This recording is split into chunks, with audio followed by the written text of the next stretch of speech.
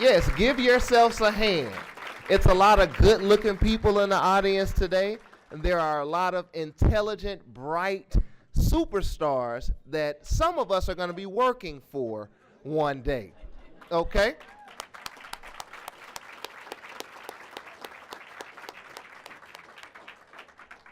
If you have not yet, your picture will likely be photographed today by Marquise Johnson Bay. He also did the artwork that you saw at the back of the building.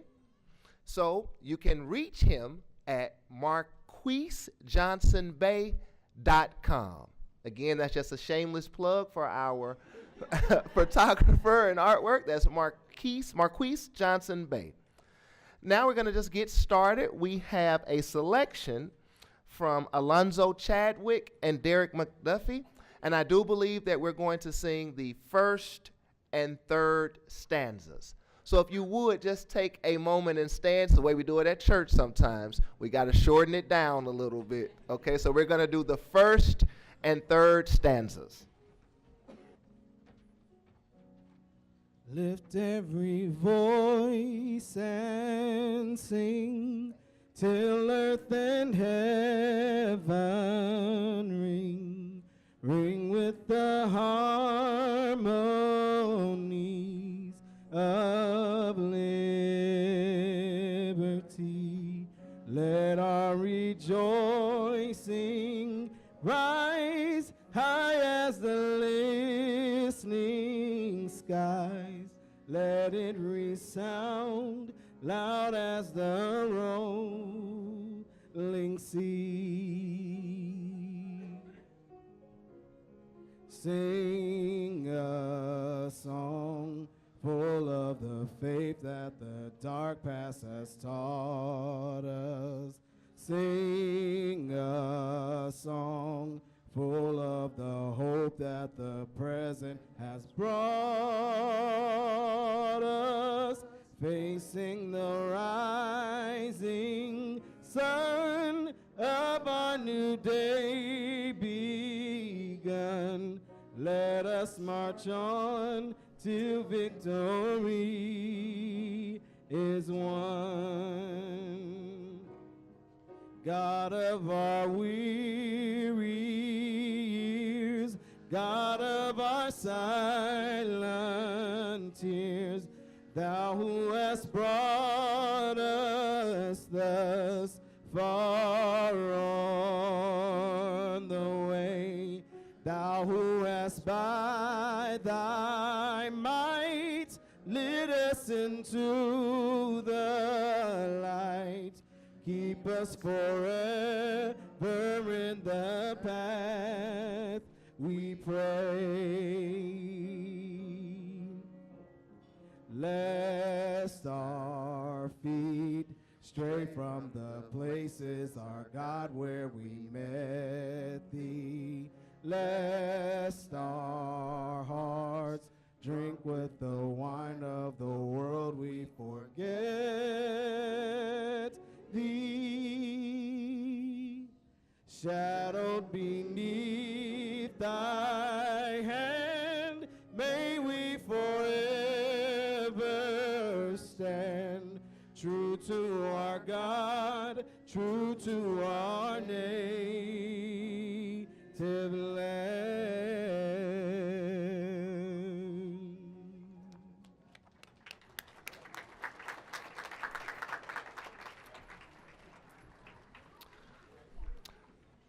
I need to take a moment and correct something that I have said. In education, you have to make corrections sometimes.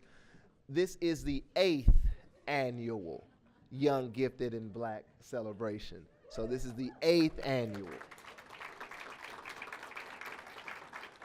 And moving right along, I would like to introduce our superintendent. I'm not going to spend a lot of time talking about him, but I'm just going to say that this is a man of action. He is fair. He is open to change. And I am proud to serve under his leadership. Ladies and gentlemen, Robert McCain.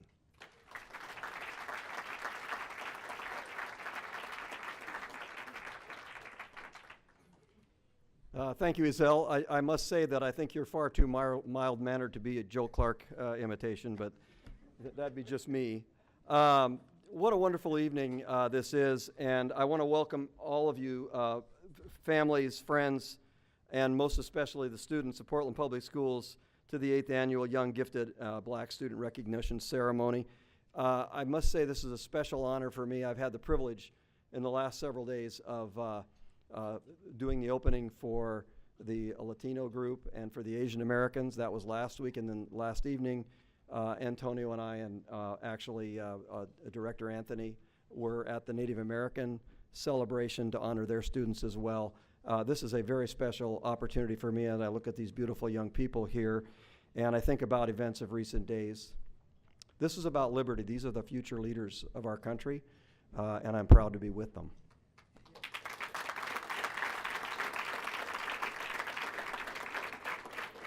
No pressure. As an educator, nothing gives me more pleasure than recognizing outstanding students. And again, I'm delighted to be a part of this evening's celebration. The 35 students we honor here tonight have won praise from their teachers, counselors, and coaches. Your stories, students, inspire us all, and you're role models for all of us. And as your lives continue on, you will have much to offer for others and give much, I have no doubt.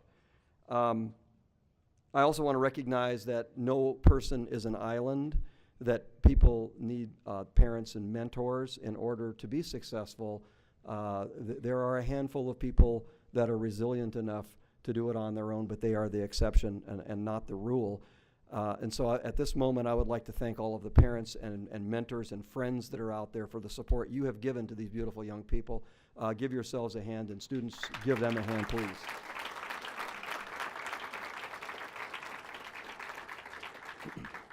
These events have always been important to showcase student populations that sometimes go unrecognized and underserved.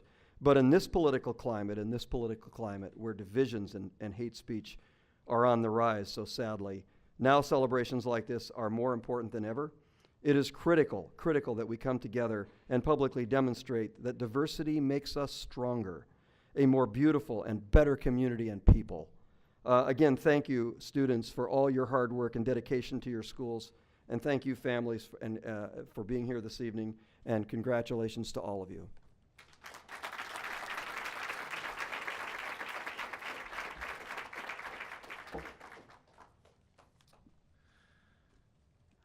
I also have the pleasure of introducing our speaker. Our speaker, Dr. Daryl Tukufu. I'm going to give you just a few little facts about Dr. Tukufu. He is the Assistant Superintendent of Equity, Diversion, and Inclusion for the Oregon Department of Education. That's pretty hard, just to be in that role, number one. As Bob alluded to, in this political climate where divisions are rampant and it's difficult at times to get along, to have someone to have to be in charge of educational equity, where it's a whole bunch, I don't know about you guys, but when you get a bunch of educated people together in a room, that's one of the longest meetings that you're probably ever gonna have. And I don't know how much is actually gonna be accomplished, okay? I still wanna work here when I come back tomorrow, Bob. But that's a tough task. He's prepared. He has several degrees. I don't even have time to go through all of the different schools, but I'm gonna go through some of his studies. He has a degree in social studies, urban studies, sociology, and a doctorate in ministry. He also has a doctorate in sociology, so let me make sure that a PhD in sociology. He has served on the Urban League. He has overseen the Greater Cleveland Teacher Recruitment Consortium. He's taught at the University of Memphis, the historic Kent State, Marylhurst, Cleveland State. He served as an administrator, an executive director of the Public Services Institute, director of the Division of Public Services. He's been the vice president of academic affairs. What's the point? He's qualified to speak to you guys today. Let me give you just a little tidbit of information that I found extremely fascinating. Dr. Daryl Tukufu has gone through some name changes. His first last name was Rafiki, which in the Swahili tongue means friendly. His last name has also been changed from Mpatanishi, which means peacemaker. His middle name, Sekou, means fighter. And now his official last name, Tukufu, which he has changed legally. So if you ask him for identification, you will definitely see the last name Tukufu. It means mighty, glorious, or exalted one. Now what's the point? If you are Rafiki, which is friendly, Mpatanishi, a peacemaker, sometimes Sekou, a fighter, you may eventually get the last name Tukufu. So you will be glorious or exalted, and you may hold one of the various positions that he's held. So I would just like, without further ado, to bring Dr. Daryl Tukufu to the stage.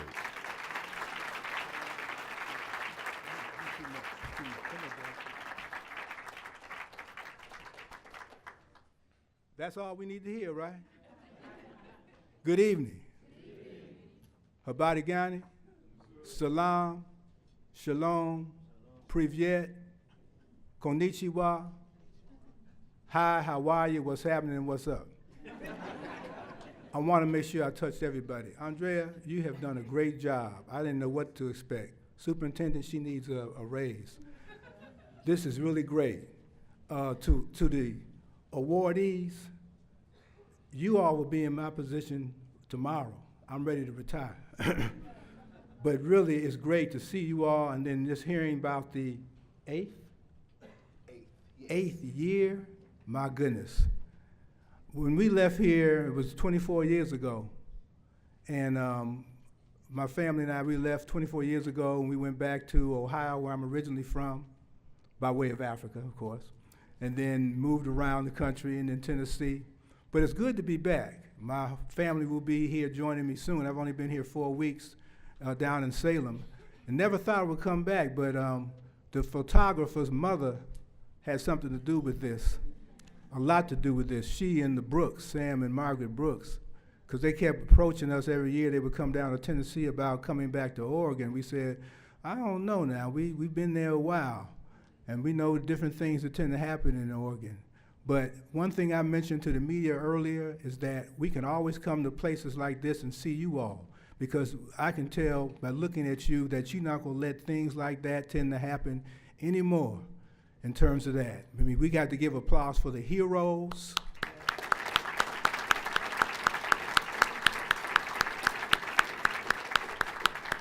Because that's something that will not stand. And I always tell folks that I came to Portland, I said they have the most progressive whites, but they also have some of the most racist at different places. Because when I was up here, we had to deal with the skinheads, and they put a swastika on the Urban League, and they threatened our family, so we had to all get concealed weapon permits and make sure that we protected our neighborhood.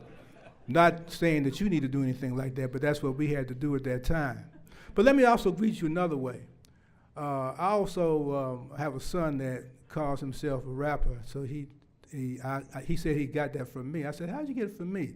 He said, you remember what you said, how you used to introduce yourself to folks? And I had to think back, how did I do it? I said, I'm the grandfather rapper, couldn't be dapper. Everywhere I go, the people want to know. They say, you too old to rap. I say, you take a nap. Then they say, rap ain't the way, and this is what I say. You talk about the youth and the things they do and say. You somehow got amnesia because you did it yesterday. Communication is not a thing of the past. You got to talk the language for the message to last. So listen to me carefully so you have a better day. And I know I need to tell you they won't always have their way. So don't sweat it when they say you don't understand. Tell them that you do but can respond to all demands. And although it's not easy and I'd be the first to tell, try to talk the language or they'll drive you straight to hello.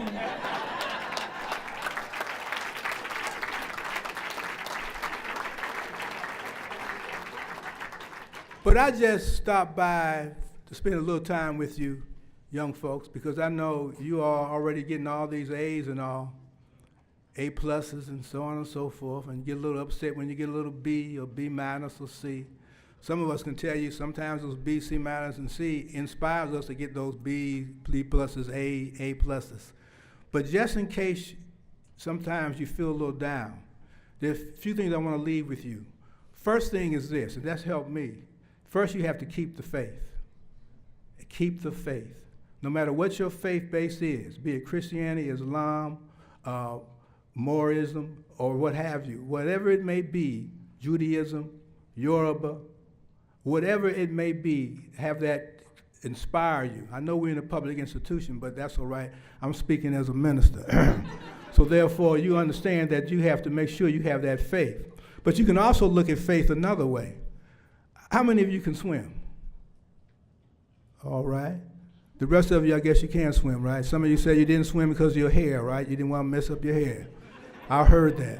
Well, there's a thing called belief and faith. Belief means you can believe something. Faith means you have to have action. Now, when I was younger, I used to go to camp, day camp and 2-week camp, and I called myself a swimmer. What I would do is jump out in the shallow water and walk in the shallow water and get my hands going like I was swimming and stuff. And I'd do a few floats and everything. And somebody asked me, can you swim? I said, yeah, I believe I can swim. I believe I can swim. That was all as far as it went, belief. But then I went to City College, and that's before I flunked out. Now, all these degrees came later on. I had to flunk out of school first. I was in jail during finals week, but that's another whole story.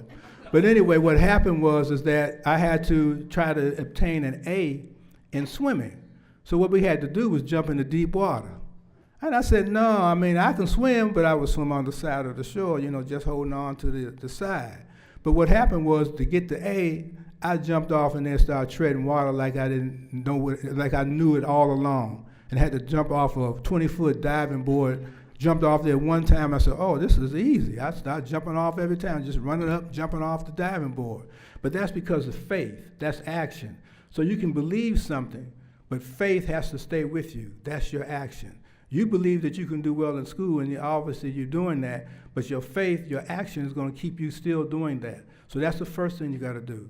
Second thing you got to do is encourage yourself. You got to encourage yourself. People talk about inspiring you and things of that nature, but you got to do it yourself. Other folks will come and try to motivate you and say, I'm going to motivate you. But no, it comes from within. You have to encourage yourself. Third thing you have to do is surround yourself by quality people. Say OQP.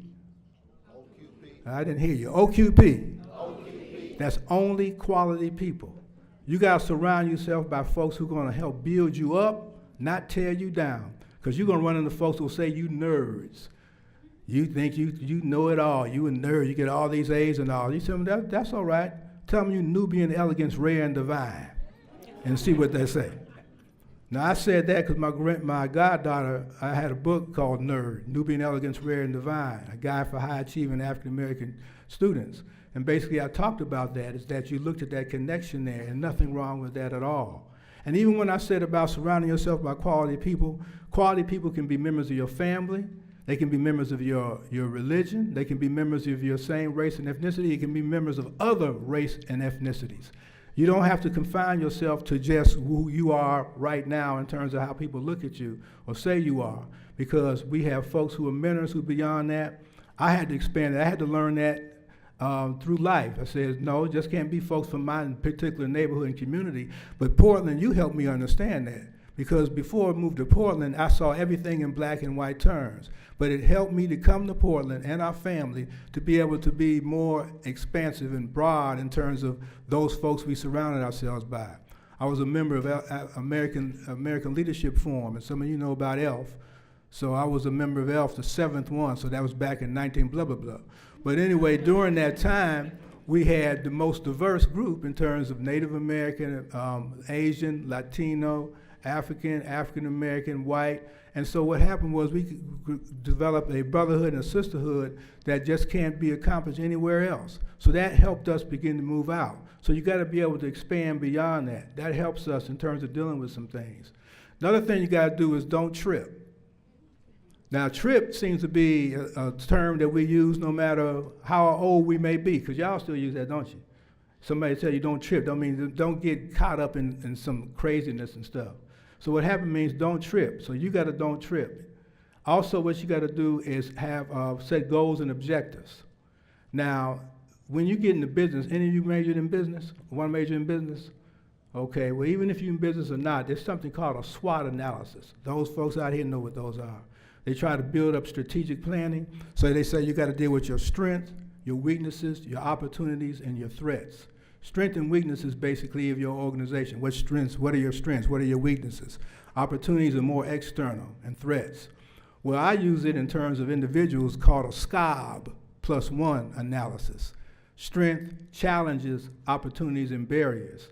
Challenges is a little bit better when you're dealing with individuals, so look at your challenges. So write down your strengths, write down the things that challenges you, things that you may not be able to do too well.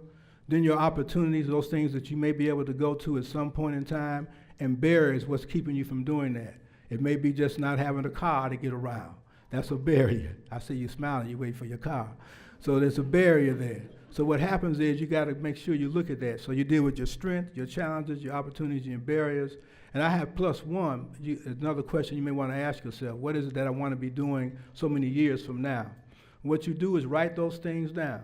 And when you look at those, you try to deal with your plan of action. You got to plan your work and work your plan. When you do that, that'll help you continue to go on. Because you're getting these age and you're doing well now, we want you to continue to be doing that. Not just for now, but even later on. So what I said to some folks some time ago is listen to the words I'm about to say. Unlike Burger King, you cannot have it your way. I came here today to let you know excel in school, it's the only way to go. Don't let no one say you don't have the aptitude. Just listen to Jesse. It's all about attitude. So teachers, I say, like Earth, Wind, and Fire, meet them at their need or it's time to retire. So homeboy and homegirl, stay in school and do your best. Stay out the streets and all that mess. Reefer, crack, and alcohol ain't right in school, and if it's your habit, you'll always be a fool. So finally, I say, if you want to be chillin', excel in school, or you'll only be illin'.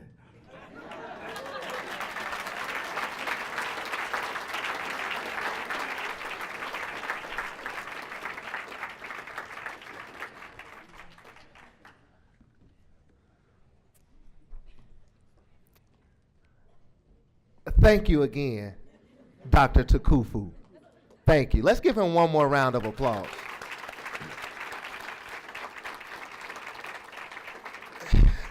I'm a hip hop head, so I'm just gonna say, I know he's got a few years under his belt, but that's what we would call bars, right? I think that qualifies as bars, just as an FYI. And just so you know, we pay attention, Dr. Takufu. We are going to keep the faith. We're going to encourage ourselves. We're going to surround ourselves with quality people. Sometimes they might be Nubian, elegant, rare, and divine. We're going to expand our thinking. We're not going to trip. We're going to set goals, identify opportunities, and if we have to, we might use a SWOT or a SCOB analysis.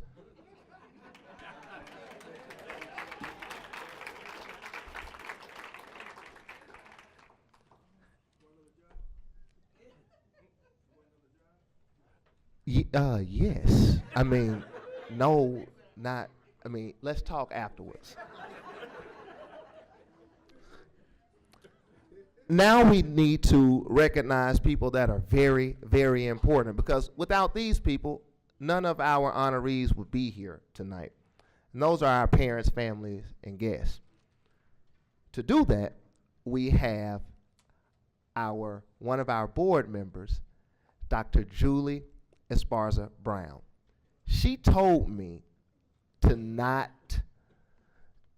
say too much about her. My mama used to call me hard-headed, if you guys know what that means.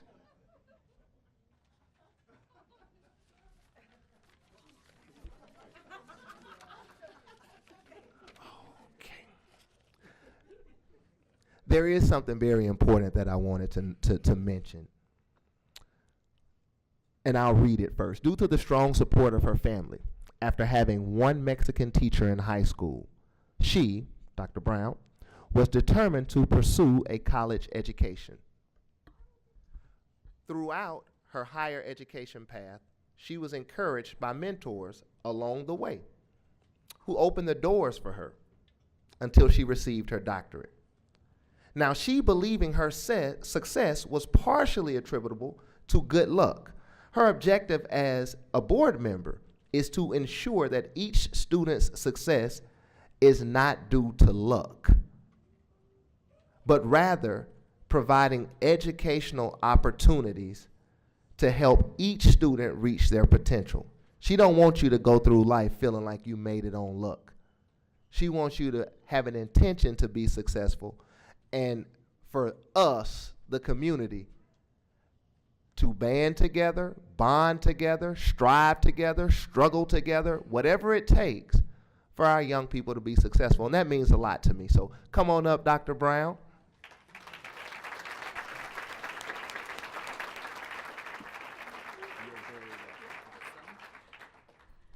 It's just not fair that I have to follow this.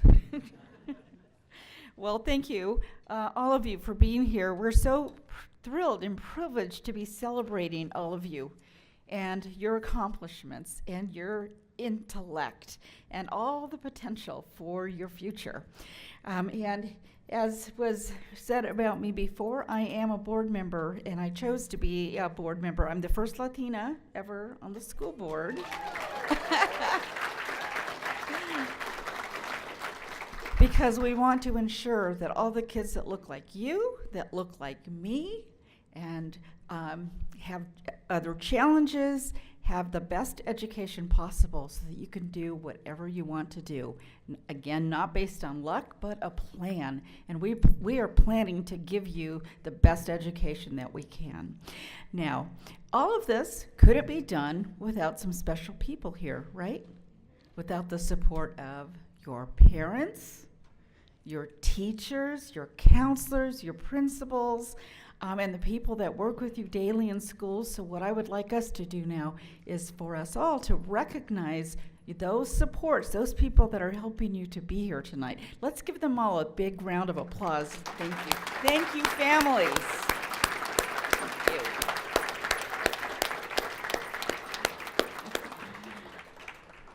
Because you couldn't do it without them. Okay, so I am so proud to be here at our 8th annual event, and I am not the only board member. I would also like to acknowledge Director Paul Anthony, who is here with us tonight in the front row here. Proud of all of you as well. Thank you for being here. So, as has been stated before, you know, the important thing is have your passion, set a goal, and realize that you're in a community. Look around you. You're in a community of people that are going to support you and be there for you, and make sure that you find that person to help you on your way. And at every opportunity, find people that will mentor you. Ask for help. Ask questions, because that's the only way that I got some doors opened. I was always asking for help and trying to figure out how to navigate a path to college and to be educated, even though there wasn't a path that was laid out for me. You're going to have more opportunities here, but make sure that you take advantage of the people that want to help you and continue to find those mentors along the way.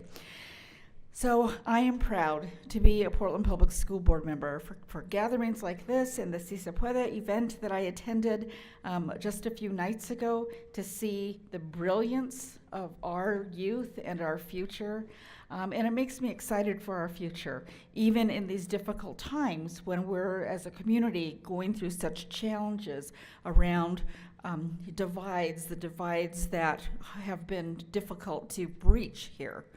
But in looking at groups like you and knowing that you're our future, you're here to make a difference. And I think that that's what the heroes of last week's events too have shown us, that make a difference, be involved, and stand up for what's right.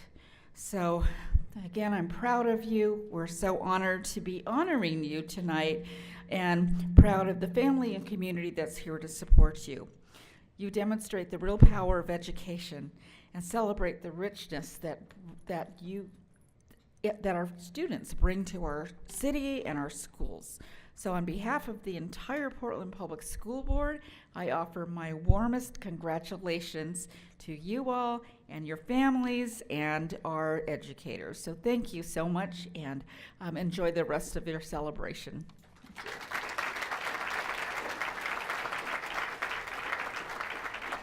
All right, we are nearing the most exciting part, the recognition of our honorees. But before we do that, Julie brought up a really interesting point, something that I think is very important, that there are people here to help you. You guys probably know most of the people in the audience. I mean, y'all brought them, right? But some of the people sitting on this front row you don't know, and they are here to help you. So I'm just going to call their name out. They're going to stand up. I'm going to give you their title so that you'll know this is someone I can reach out to down the line if I need some assistance. Was that okay with you guys?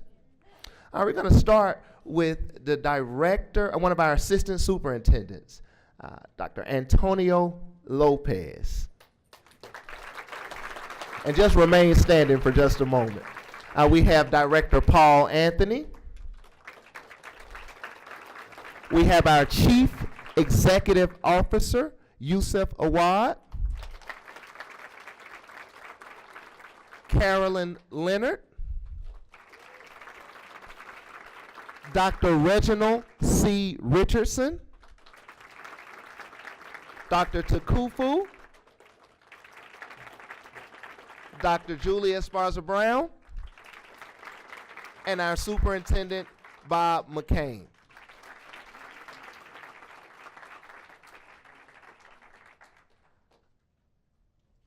And community advocate Lolita Allen.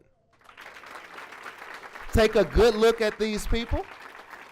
They have been in the places where you are, and they also help hold some of the keys to the places where you are going. So take a good look at them, Google them, get their email addresses, utilize them as a resource.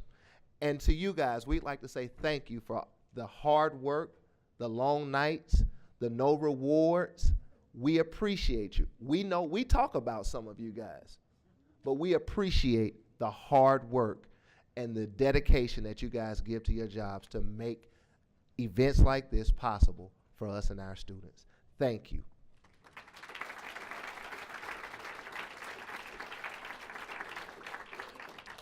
Now to present to our honorees, I'm going to call Dr. Carolyn Leonard, along with the remainder of the team that's going to be acknowledging them. I think you guys all know who you are.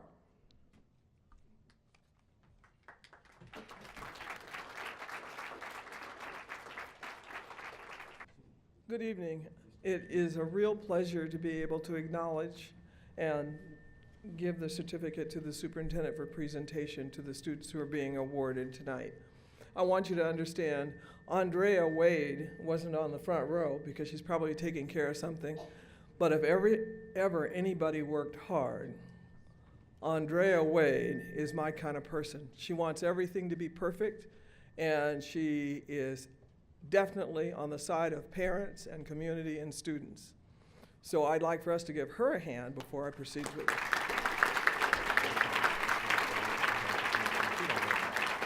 Good. I want to thank the parents whom the reason why Lolita Allen is here, she happens to be my cousin, she's my backup. We had to call people and she was there with me, and when I was really tired, she kept me awake so that I could write the descriptions about the students. I want to thank each and every one of the students because they don't like sometimes to talk about themselves, but they're amazing, they're incredible. I can't tell you, I have such hope in times when we see such difficult things, things that are hard to swallow.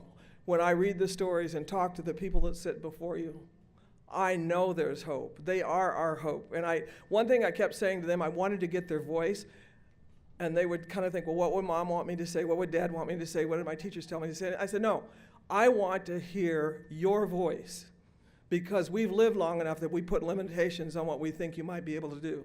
I want you to open it up and say, if I could do anything in the world, what would I do? And it was really great to hear their voice. So this evening, I'm very pleased again to have the opportunity to introduce these students to you. Our first awardee is Marimu Abdullahi. But Marimu, if you'll come forward. This is a young lady who is new to our country, but I'm telling you, she volunteers, she has an excellent grade point average. This is a young lady that has a calendar that you would not believe, and she volunteers in the community. She gives out food. She tutors children.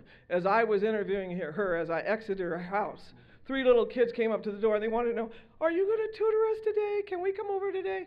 She is truly a person who gives back to the community, and every moment of her calendar is filled up. She also is a family person and does many things to help her family. She's very proud that her mother actually became a citizen. She studied and she's finished, and she's now a citizen of the United States of America.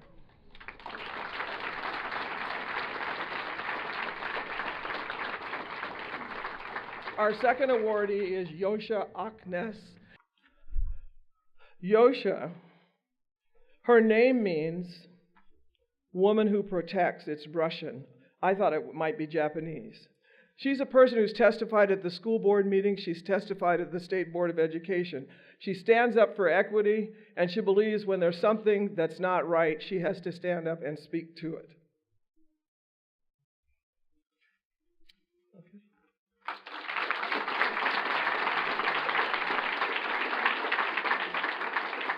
Our third awardee is Chito Baleki. And she has a 3.6 grade point average. She lived in Rwanda. She describes herself as being strong, brave, and hardworking, and her grades definitely reflect that. She is not here, so we'll go to, thank you. We'll go to the next person, who is Alima Bradley. She's from Jefferson High School. She is the representative on the school board, and she takes pleasure in trying to give others a voice. She also is student body president of Jefferson, and she is president of the Black Student Union.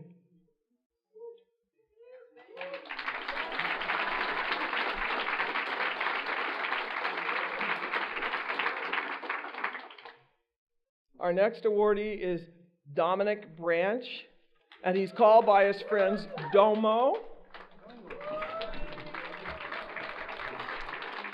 And Domo is a young man that at the age of 8 had an accident that caused him not to feel like he could pursue sports, so he became a drummer. But he's not just any drummer. He's played at the Monterey Jazz Festival. And my cousin argued with me. She said, he's already professional. I said, not quite yet, because he's the lead a lot of times when people come here.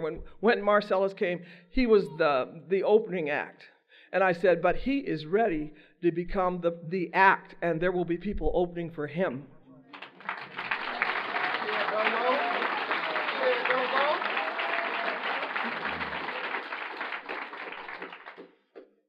Wesley Crawford is from Wilson High School.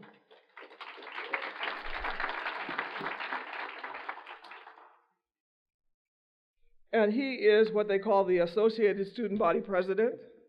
He's a person that during his high school career, he came down with cancer, and he takes a lot of AP classes. He really, really, really wanted to keep his grade point average up.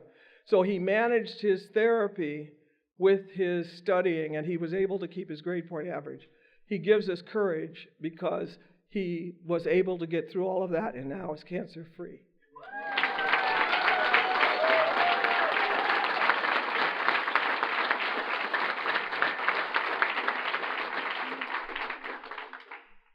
Zawadi Doty.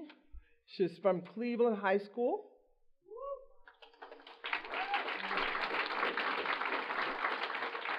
She has a twin sister.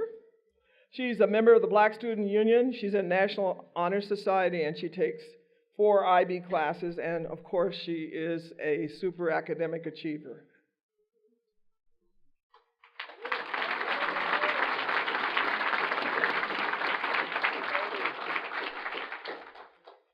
Matthew Dressa is from Benson High School.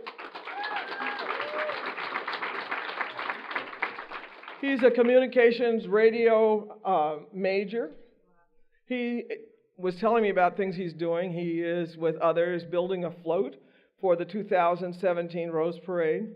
He couldn't get all of the classes that he needed, so he went and took calculus at Portland State University. There's no stopping him.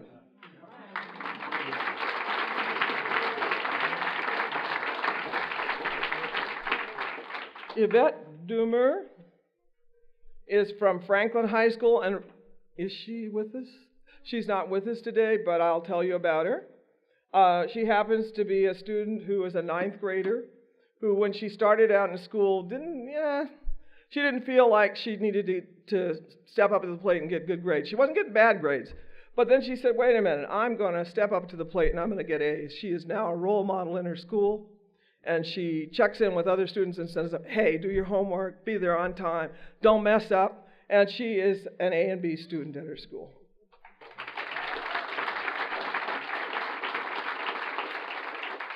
Maya Fine is not with us tonight. There's illness in her family, but she's from Lincoln High School, and she is amazing. She is a full IB diploma student, and she is candidate on track to get her IB International Baccalaureate high school degree. She may even become the valedictorian of her class. She was accepted at Stanford, and I'm not going to tell you where she decided to go. You can read it in the description. But she was accepted at Stanford, and she's got a 4-point unweighted GPA. She also owns her own business, and if that's not enough, she's looking at starting another business.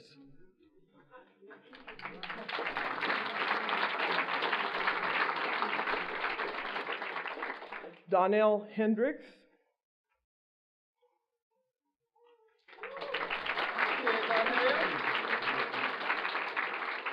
Donnell has received a number of academic and character awards. When I ask him what his grades are, he says, I exceed in the things that I do. But an important thing about him is he's not afraid to take on challenges where there's a possibility of failing. And his teacher wrote, seldom do I have a student who takes on something where they don't know what the end might be. But he's commended for his willingness to try even beyond what he thinks he might be able to do.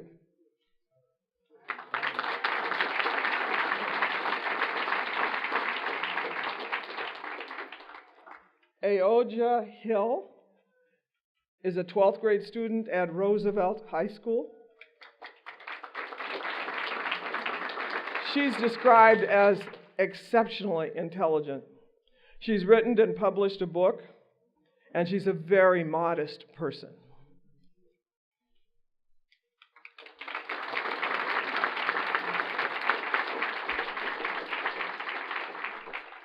Adia Jones is from Jackson Middle School. When I came to her school to get her, they had to ask her to come out of a special needs classroom where she helps students. Both of her parents work with people with disabilities. She's also very, very involved in the school choir at her middle school, and she also travels with her church choir, which has taken her to Europe and taken her around the United States.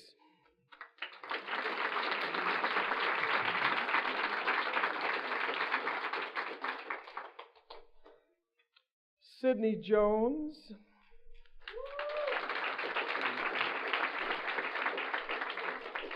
Sydney Jones has a 3.8 grade point average. She's had some drama in her life, but she entered a story jam contest and won first place. And she told the stories of being resilient and triumphing over trials and tribulations. So I asked her, how she does things. She says, I'm intrinsically motivated. And I said, right on.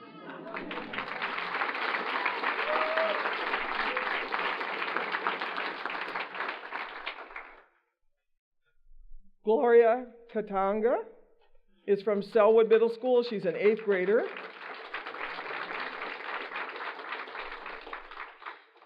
She's a person who helps other students who struggle. She gets excellent grades. But more importantly, what I was pleased to hear out of her is she doesn't just learn in school, she gets online and learns from Khan Academy. And one of the things I try to say to students is teachers can't teach it all. And so I really am excited when a student decides, well, I'm going to learn some more, and I'll bring it to the classroom. She's very proud because her father came to this country. He's from the Congo and came to this country with a degree, but since he's been here, he's earned 2 more. And her father is her role model because he continues to learn.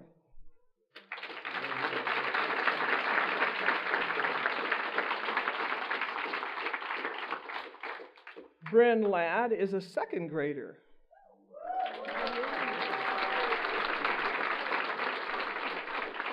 And she goes to Cairo PDX, and for those who don't know, that would be a charter school located at Humboldt site.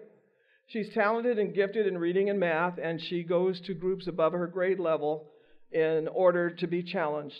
She's very grateful, and teachers are very grateful too, that she has parents that intend to challenge her in all aspects of her education. She plays the violin, she swims, she does ballet, she does soccer, and she's in choir. And in addition to that, I challenge you to read her little statement about her advice to other people in the book. She talks like an adult. She has something to say to us.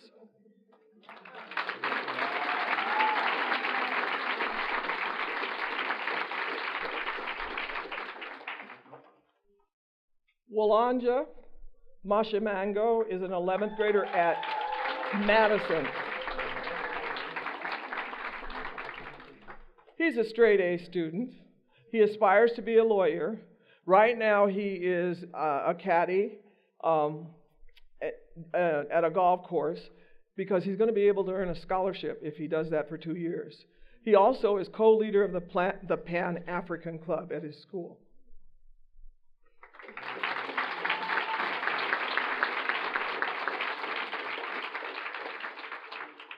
Akil Mitchell.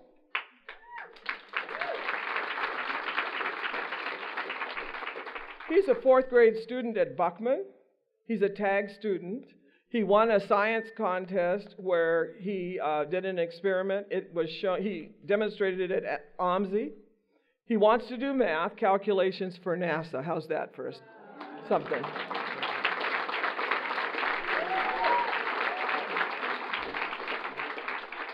Florence Monique. Well, Florence Monique goes to Robert Gray. They call her Flojo. She was born in Tanzania. She loves drama and art and music, and she's really nice to people. She speaks Swahili, which is helpful to the school because they've had a number of students whose first language is Swahili.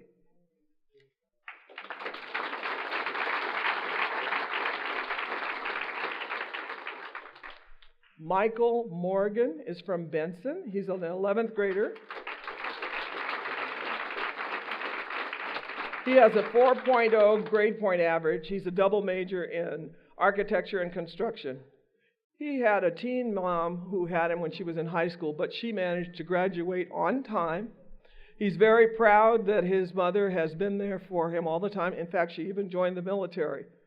He's an excellent role model to the rest of his family, but it proves that you don't have to stumble and stop. You can keep going, and he's a 4-point student. His mother got her degree. This is wonderful.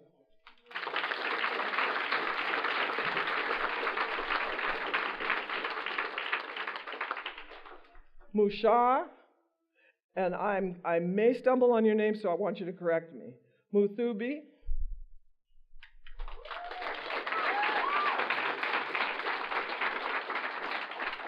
Could you say your last name if I messed it up? Okay, I was close. How about that? This person has a 3.5 grade point average. He describes himself, and I want you to listen to this, militant, reflective, and friendly. His name means influencer. And I want to tell you, from the moment I met him, we must have run into 9 different people. And those 9 different people, each person greeted him with a handshake. He's a communicator. His administrators at his school, and everybody is very impressed by what he does. But he also is someone who said, you know what? I learned what I learned at school, but I fill in the gaps. He wants to know about his history. He is brilliant.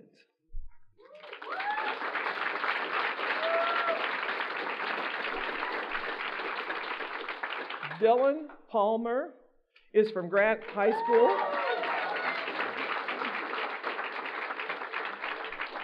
He has a 3.8 grade point average. He's a scholar athlete. He has a twin sister. I thought it's interesting we have 3 people that are acknowledged and they have twins. His legacy at Grant High School is there was a racial incident, and that racial incident caused him to work with others to bring together something called Race Forward. So at Grant High School, there are times when they get together and they talk about race. They don't move to the side and talk about other kinds of things. His legacy will be what he's done to promote equity and to eliminate racism at Grant High School.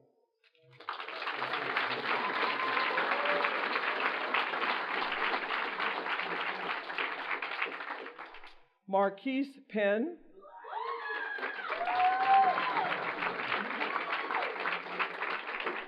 He's from Grant High School. He has a 3.5 GPA. He volunteers. He's a member of the Black Student Union. He's described as a leader with a heart and dedication.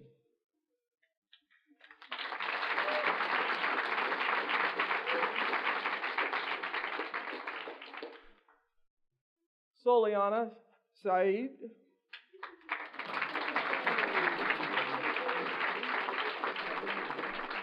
She is a gifted student.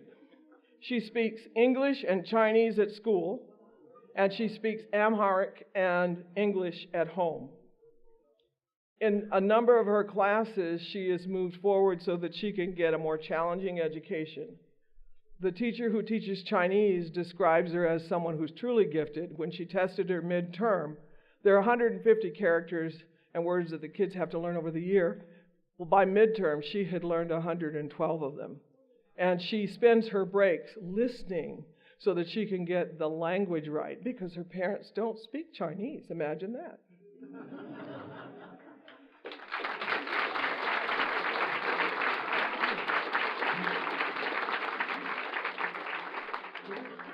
Bobby Steen.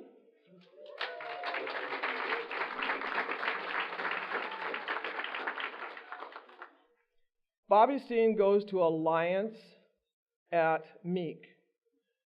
She excels and she's on target to graduate. The counselor wrote that in the last 3 years, she's the first student to be graduating, prepared to go to a 4-year university. Oftentimes, kids need a little catch up before they can enter the university. She describes herself as open-minded, caring, and organized.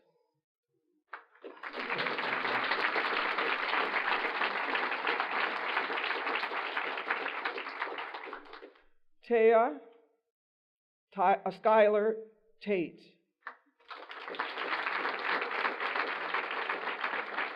She's from Franklin High School. She's president of the Black Student Union. She has 4 AP classes.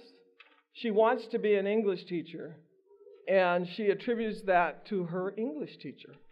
So that's a real tribute when somebody makes you want to take English.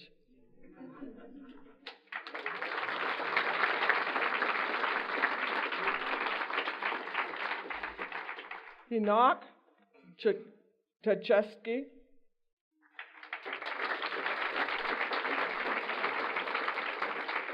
He's from Lincoln High School. He's a 12th grader. He's a 3.8 GPA student. He's a founder and member of Brothers of Color. You may have seen an article that appeared in the newspaper about students of color getting together, male students of color getting together. And he's a member of the Black Student Union. He's really quite involved in making positive change.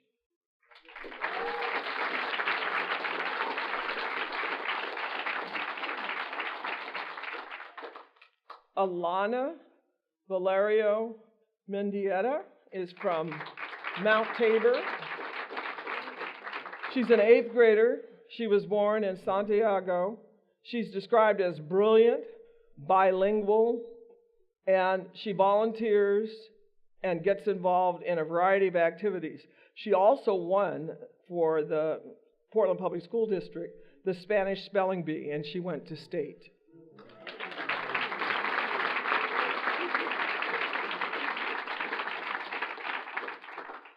Jasmine Watkins.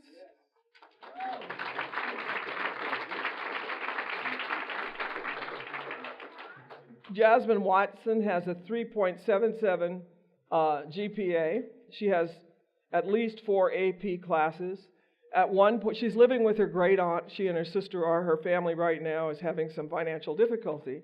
But at keeping up this GPA, she's been working 2 jobs. She's now down to 1, and volunteering and getting involved in school activities. She attributes her ability to do this by saying, I set aside time to study. No matter what I'm doing, I set aside time to study. There's no magic. You study and you get better.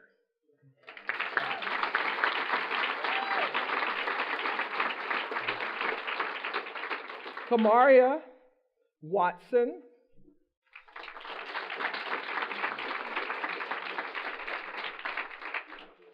She's got a 4.0 GPA. She's valedictorian for her class. She will attend Xavier, which is a historically black college. But catch this. She wants to be a doctor who focuses on maternal fetal medicine.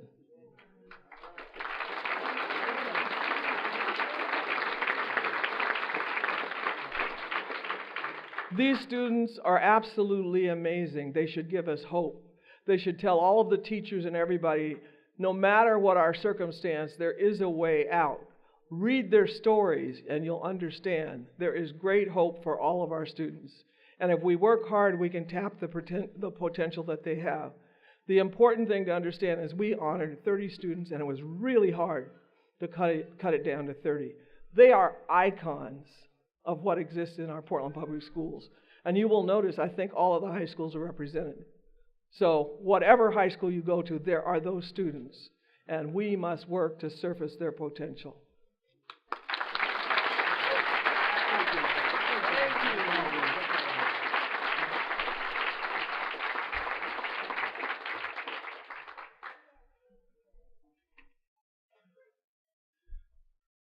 Congratulations again, guys. You've worked extremely hard, and you guys are very gifted. We are so very proud of you here at Portland Public Schools. And we expect nothing but high success from each and every one of you. Moving right along. Next, we're going to have 2 tributes. One by Dr. Reginald C. Richardson. He's originally from Chicago. I'm not going to bore you with a lot of details about him. I want to be respectful of our time. But I can say this. Being from Chicago, that's a historic city. I love Portland. Coming from Chicago, he has a certain amount of strength that he brings with him from the struggle that he brought from Chicago. So let's go ahead and welcome him to the stage and listen to his tribute.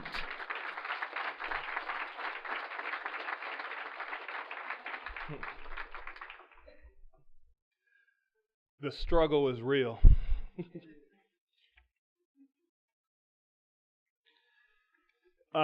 Blessed are the brief. Amen. Amen. You young people have done a fabulous job, not only in your academics, but sitting through all the adults talking at you. And so I'm going to make my points, take my seat, and move on. I'm so happy to be here tonight celebrating you folks, amazing young people. It's important for schools to have events like this where we can come together as a community and show by our own examples what is possible for our young people, and to talk with them about making the impossible possible. So thank you, Portland Public Schools, for having this celebration, and thank you, parents, guardians, teachers, administrators, family members, and friends that wrap their support around these students so that they can achieve their dreams. Nobody achieves their dreams alone, so I applaud you, the adults in the room, for sharing your support, your wisdom, and your love with these amazing young people. In the few minutes that I have left, I want to talk to the students directly, and I want to talk about overcoming. In a traditional dictionary, like the Merriam-Webster, overcomers are usually defined as one who gets better of another in a struggle or a conflict, or one who prevails over a weakness. But I really like how the Urban Dictionary defines overcomers. The Urban Dictionary says, an overcomer is, I quote, one, a warrior, someone who battles no matter what task is ahead. Number two, someone that not only regains strength from his weaknesses, but also sees life in a way no others can. And three, someone that doesn't laugh at racism, stupid jokes, or someone who has been through it all and did it with a smile on their face, unquote. If we were to use it in a sentence, the overcomer was ready for any kind of fool that stood in his way. Thus, the true definition of an overcomer is a warrior. I know that we have 30 young warriors in the room tonight. 30 overcomers who will make the impossible possible. In the not-so-distant future, you'll be taking on the roles of the adults who have spoken, who are seated tonight, talking to students who look like you, remembering what it was like when you were in the chairs, and you'll be encouraging them as we're trying to encourage you. I expect that several of you have already overcame some pretty big challenges in your young lives. You are being honored today because you already have an idea about how to overcome any kind of obstacle that stands in your way to get to your future, to imagine how you want your life to be. There will always be an obstacle of some shape or size ahead of you, but the 30 overcomers in this room are the hope for our future, and you're going to set the example for those around you. There's a plan for your life, your job, and the job of those around you, like all of the adults in the room tonight, is to prepare you to live out that plan. No matter what anyone tells you or how they may treat you, you overcome to live out that plan. Got it? I want to share with you, before my time is up, 6 simple tips for being an overcomer. I try to live by these myself, and I've taught them to my sons, and I offer them to you. Tip number 1, believe in yourself. Decide how you want your life to be, and be with people who are doing what you want to do. Tip number 2, don't let others define who you are. You are in control of yourself. Tip number 3, have big dreams. Don't be afraid to work hard. Tip number 4, don't be afraid to fail or to mess up. It's never bad to fail. It's only bad if you don't give it a try. Tip number 5, never, ever, never, never, ever give up. Overcome. And finally, tip number 6, always, every single time, always keep learning. Overcomers, congratulations on earning this very special honor tonight. Thank you for letting me come and celebrate the results of your hard work. and I'm looking forward to what your next accomplishments would be. And I need you to hurry up and get through school so you can come and take over Salem. Thank you so much, folks. I appreciate it.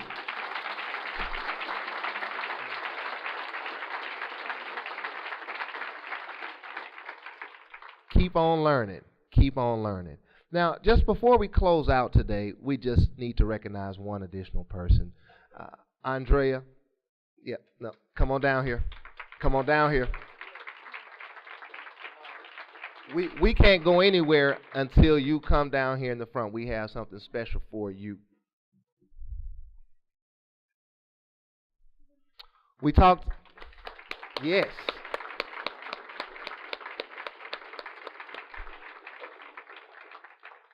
This event was put together by a lot of hands, and we believe many hands make light work. But someone has to direct those hands. Someone has to have a vision. Someone has to be willing to invest time and energy and take risks to make things happen. I was reading, Andre had asked me would I MC this event, and I was definitely glad to do so. And I thought, how are we going to make sure we recognize her at the end of the event? So I was doing some reading, and I came across a poem by Crystal Foy. And I'd just like to read it to you. It's titled, An Admirable Woman. There is a woman who always keeps her head up high. Her eyes sparkle like a bright star in the sky. She has the stamina, beauty, and courage that one would admire. Even the love and happiness one inspires. She is a woman that one can always count on, and a woman that sees no wrong. It flows like a journey down a long route. Her smile shines beautifully like the sun rising over the horizon. And her intelligence, wisdom, and hard work are not surprising. She is a genuinely caring woman who goes the extra mile to help one in need or brokenhearted. And throughout all of her hard work, no one ever sees her fall apart. So we just want to take a moment and recognize you. This was a really tough event. I know that you had to corral a lot of moving pieces, and we want to make sure we take a moment and recognize you.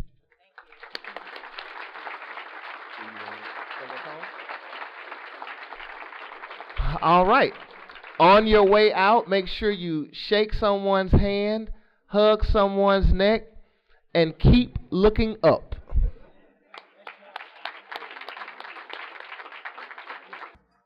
Okay, so this song is called Black and Beautiful. So can y'all just put your hands together with me? Black and beautiful, and I want to let everyone I know that I'm happy in my skin, 'cause there's a legacy down within. Black and beautiful, and I gotta let everyone I know that I'm happy in my skin, 'cause there's a legacy down within. There's a legacy down inside, that's what we want you to recognize. I'm young, gifted, and I'm black. No shame in my game, as a matter of fact.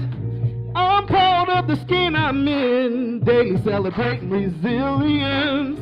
My black is valuable, and that's why I'm unstoppable. Black and beautiful, and I gotta let everyone I know that I'm happy in my skin, 'cause there's a legacy down within. Black and beautiful, and I gotta let everyone I know that I'm happy in my skin, 'cause there's a legacy down within. Our heritage is kings and queens and philosophies. It runs deep in my blood, it makes me royalty. They stole us, they lied, they sold us, we cried. They beat us, we died, but we still had our pride. Pride was unshakable and unbreakable. Still here, no fear, and now I'm at the table, bro. Eating good like the master said. Ain't begging for master's bread no more. And black and beautiful, and I gotta let everyone I know that I'm happy in my skin, 'cause there's a legacy down within. black and beautiful. And I gotta let everyone I know that I'm happy in my skin, 'cause there's a legacy down within. Thank you. Congratulations to all of you guys.